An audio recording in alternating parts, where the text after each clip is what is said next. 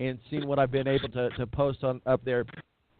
So Temuco Soto, I think I almost got it right that time. Rahal Letterman Leggett Racing. Obviously, a point that we were making earlier about Graham Rahal and the troops is that this United Rentals donations for Turns for Troops and the troops carries across to all of the drivers. So every lap that's completed by a Rahal Letterman Leggett Racing team member, for every lap that's completed this year in all of IndyCar, United Rentals is going to donate like $30. So that adds up pretty quickly into the thousands of dollars, if not millions. So great work for what they're doing for Turns for Troops. Temuco Soto, Matthew. Takuma Sato, and I apologize here. Let me get inside here a second. That drill team percussion group, the oil cans are making noise here. I'm having trouble hearing it. Okay, now I'm inside here. Takuma Sato, I think, has the best chance for the Rahal Letterman guys to get, a top half position. He's shown a little more pace than Serbia. He's shown a little more pace than Rahal. So if someone's going to do damage for Rahal Letterman qualifying today, I think that's probably the best bet. The reigning champion of the Indy 500, Takuma Sato. Sorry about the noise. Oh, absolutely. Oh no! Hey man, I'm a High Octane. That's the name of the band you're talking about there. They are great to watch. They are fun to watch. Them and the Pipers, the pipe the thingies. Pipe. What are they called? Gordon Pipers. No, I know the Gordon Pipers, but the instrument they're playing, they're called bagpipes. Bagpipes. I got it. All right. We'll get it. We'll get back on track. No pun intended here. So let's go over to Junko's Racing, which I believe this is the only car they're fielding. Chevrolet Kyle Kaiser. Another team that's not taking advantage of the Chevrolet engine. Kaiser struggled. I've said it all with the last several weeks we talked about. You just cannot personnel brand new technical staff that has no IndyCar experience and then expect rookie drivers to get everything out of it. I mean, that's just asking way too much. And now they've added another rookie driver for, I believe, Road America or Mid-Ohio. You just can't get anything going. You got to find some veteran that understands the thing and can figure out these things a little quicker than a rookie. And it puts Kyle Kaiser at a major disadvantage, the reigning Indy Lights presented by Cooper Tires champion. I really hate to say it, even though Chevrolet's got more power, I really think Kaiser's going to have a problem trying to make the field today. What are our thoughts about James Davison? If he gets in, it would be the biggest shock since Simona Di Silvestro qualifying for the top 24 a day after she suffered a fiery crash. I think it was 2011 when she burned both of her hands. That would be at that level of surprise if he does get in. Wouldn't you say that, and nothing against James, you and I have talked with him together out there, I mean, nothing against James Davison, but wouldn't you say that maybe he's one of those drivers that team owners like to give a shot at Indy every year? Wouldn't you say that he's like one of those guys? When he replaced Bourdais last year, got the car at the front and gave it a real good chance to win after starting dead last, he caught people's attention. Unfortunately, it didn't lead to a big ride. Obviously, Bilardi and them are novices in this situation, just like Juncos is. But, yeah, it'd be a real good, heartwarming story if he could somehow find a way to get this car into the field. But like I said, even with the Chevrolet power, it's going to be an uphill struggle for Davison because those kind of hits that he took against the turn two wall, those things last in your head for a while. So it'll be interesting to see how he bounces back from that. Of course, though, there's no one cooler. If you watch a guy going around in a skateboard, that's Mr. Davison. Even though I keep asking the yellow shirts, I thought you banned skateboarding 10 years ago, and they said, well, he's a driver. So I need a further explanation on that. Because remember, Pacific Coast came on the skateboards, and then it was saying you can't skateboard in gasoline alley. So maybe they changed that. We need to look that up when we get here. Someone has to know that question. I've seen him skateboarding around all week long. It is kind of funny, and I did think the same thing myself. Obviously, I wasn't going to say anything to anybody, but yeah, going through pit row and then right across the start finish line the other day when they were getting ready to open up for practice, they were doing the ceremonial. They had a guest do the green flag. You know how they do that. And then right behind, they had the cameras there, and I was right down at the start-finish line. Here he comes, right past everyone on his skateboard. Yeah, he's a skateboarding driver. That's for sure. Maybe they're going to enter a skateboard into the Indianapolis 500. That's funny. So let's talk a little bit about Max Chilton, Carlton Motorsports as well. Different story from him compared to his teammate Kimball. Well, Kimball's got a very good chance to maybe get in the top half of the field. Chilton is struggling for pace.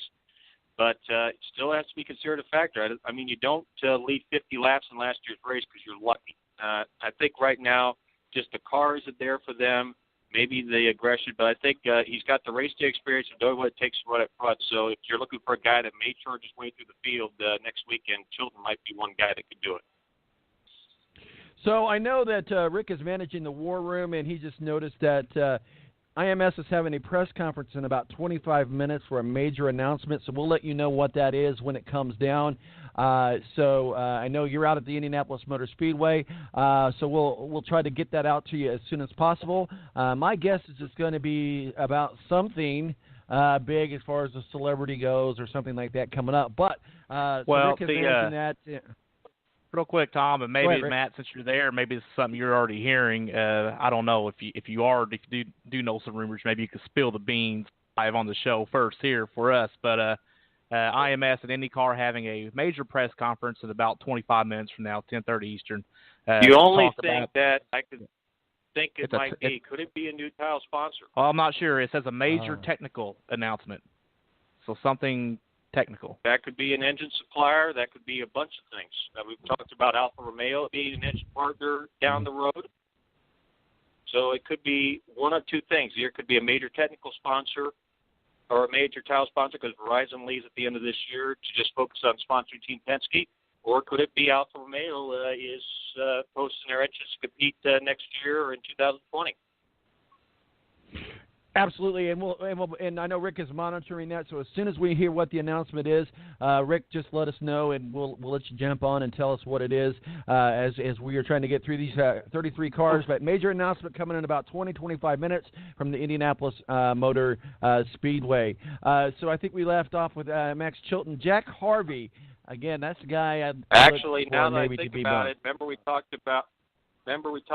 heard rumors about could this be maybe McLaren possibly announcing an IndyCar team for next year? We did talk about that, and that's a valid point. You know what? That would be the over and under. I would say definitely a good possibility that's what it is, because I heard rumblings about McLaren all day yesterday in the media center and people just talking about it. So that could very well be it. That's a good snag there. And thanks, Rick, for monitoring that for us. We'll get that announcement out here in about 5 minutes. Jack Harvey's going to get bumped today, yes or no, Matt? It's going to be close, but I think considering the unknowns involving Kaiser and also Davison, I think he just finds a way to get in. But it will be close.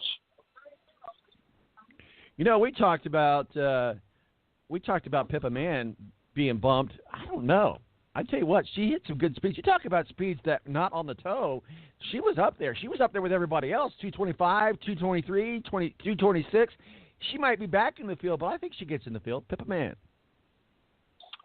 If she runs a 226, yes. If she runs a 225 or 224, I think she could have a problem. But, again, the crash involving Davison, I hate saying that may have saved Pippa Mann's month as far as making the field. Having one car in a vulnerable position now and being suffered a setback, that opened up one more space, and maybe she takes advantage of that. So Oriol Serbia is running for Ray Hall Letterman Lagan Racing. Obviously, again, another driver turning laps and turns for troops. I think this is an only IndyCar race this year. I think. I know he drives the official pit car every now and then. But Oriol Serbia. And obviously a brand new partner in Scuderia Corsa who has shown an interest in possibly running their own team in a few races next year on the IndyCar circuit. So good to see Giacomo Mattioli showing an interest. Of course, for those of you that know Scuderia Corsa, they run a GTD program in the IMSA WeatherTech Championship. So having them added to the circuit would be a nice addition. Another guy I got on my bump list. I got a few drivers on my bump list, and we're going to go through the actual bumpers here in just a few minutes when we get through these drivers. But another guy on my bump list is J.R. Hildebrand.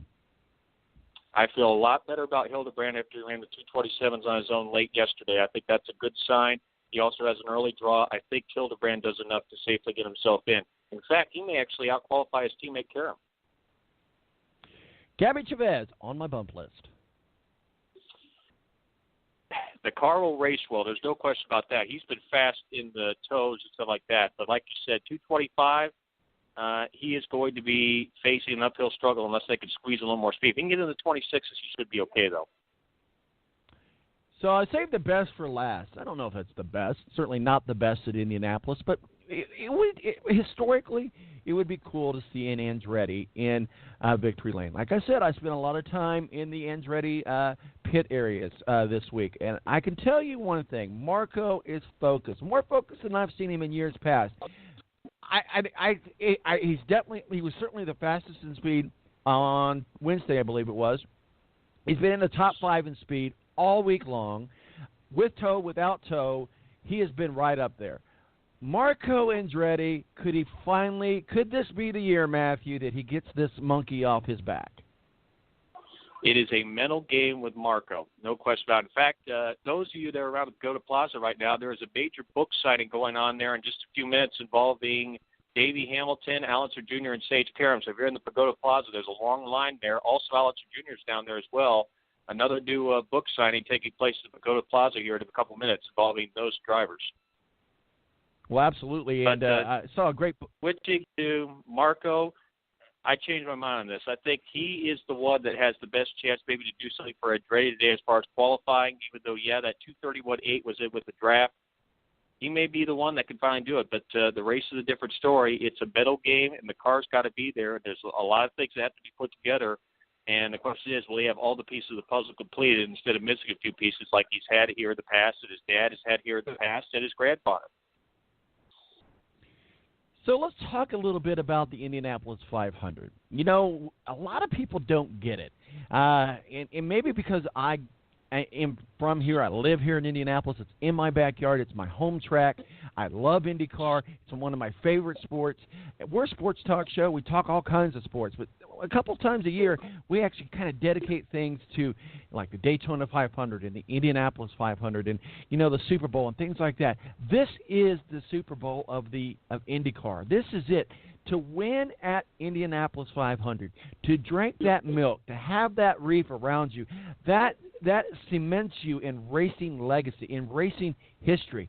Talk with us a little bit about why the Indianapolis 500 is so special to teams, to drivers, and to fans.